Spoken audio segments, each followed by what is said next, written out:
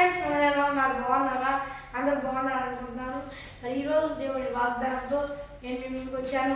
ఈరోజు దేవుడి వాగ్దానం యెషయా గ్రంథము 57వ అధ్యాయము 15వ వచనము.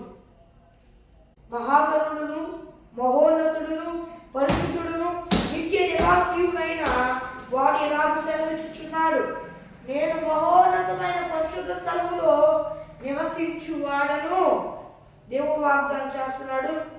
అయినను వినయము గలవారి ప్రాణమును ఉజ్జీవింపజేయుటకును, నలిగిన వారి ప్రాణమును ఉజ్జీవింపజేయుటకును, వినయము గలవారి యొద్దను దీన మనసు గలవారి యొద్దను నివసించుచున్నాను. ఆమేన్. ఎవరు ఎలాంటి పరిస్థితుల్లో ఉన్నారో నాకైతే తెలియదు, కానీ దేవుడు చెప్తున్న మాట ఏమని అంటే, దేవుడు చెప్తున్నాడు, ఆయనంట వినయం గల వారి ప్రాణాన్ని ఉజ్జీవింపజేయడానికి, నలిగిన వారి ప్రాణాన్ని ఉజ్జీవింపజేయడానికి మరి దేవుడు చెప్తున్న మాట, వినయం గల వారి యొద్దను దీన మనసు గల వారి యొద్దను నివసిస్తాడంట. దేవుడు చెప్తున్న మాట ఏంటంటే, నీవు వినయం కలిగి నాకెందు భయభక్తులు కలిగి ఉంటే నేను నీతో జీవిస్తాను, నేను జీవించు వాడనై ఉన్నాను, నేను జీవిస్తా. నీవు నాకు వ్యతిరేకంగా ఎంతగానో ఇబ్బంది కారణంగా ఉంటే, నాకు వ్యతిరేకంగా ప్రవర్తిస్తే నేను నీ యొద్ద నివసించను, నేను తోడుగా ఉంటాను. నీవు కనుక వినయం గల వారిగా ఉంటే, అలాగే దీన మనసు కలిగిన వాడిగా ఉంటే నేను నిన్ను కటాక్షిస్తాను, నేను నీ మధ్య నివాసం చేసి నీకు దేవుడునై ఉంటాను, నీవు నాకు వ్యతిరేకంగా బ్రతకొద్దు అని దేవుడు వాగ్దానం చేస్తున్నాడు. మరి ఎవరు ఎలాంటి పరిస్థితుల్లో ఉండి ఈ వాగ్దానం చూస్తున్నారో నాకైతే తెలియదు, కానీ దేవుడు చెప్తున్న మాటని ఆలకించి నమ్మి విశ్వసించండి.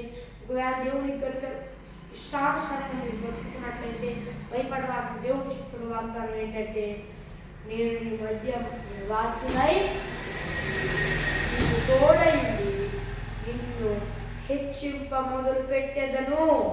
నేను నిన్ను అనేకులకు ఆశీర్వాద కారణంగా ఆశీర్వదించదను. నేను నీకు తోడై ఉండి వృద్ధి చేస్తాను, నేను నీతో ఉండి నీ పని పాటల్లో నీకు తోడుంటా.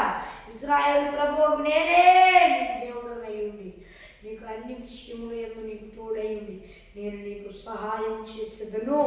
భయపడకు, నేను నీకు తోడై ఉన్నాను, నేను నీ దేవుడను, నేను నీ మధ్య నివసించదను.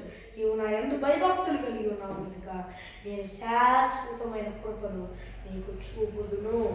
ఆమేన్. Praise the Lord. ఫ్రెండ్స్, ఈరోజు నేను వాగ్దానం మనం చిన్న ప్రార్థన చేసుకుందాం. పరలోకమందున దేవా, ప్రతి ఒక్క చీకటి సంబంధమైన దురాత్మలను యేసు నామములో కాల్చేయండి ప్రభువా. నాయన యేసయ్య, ఈ వాగ్దానం సూటిగా స్పష్టంగా ఈ బిడ్డలమైన మాతో మాట్లాడి ఉన్నందుకు వేలాది కోట్ల స్తుతులు స్తోత్రాలు చెల్లిస్తూ ఉన్నాను దేవా. ఈ బిడ్డలందరూ ఈ భూలోకంలో వారందరూ నేను నమ్ముకొని మారు సుఖచేత పొందుకొని బాప్తీసం తీసుకొని రక్షణ పొందుకొని ఈ ఆత్మను పొందుకొని ఆత్మ అభిషేకం పొందుకొని సాయం చేయ.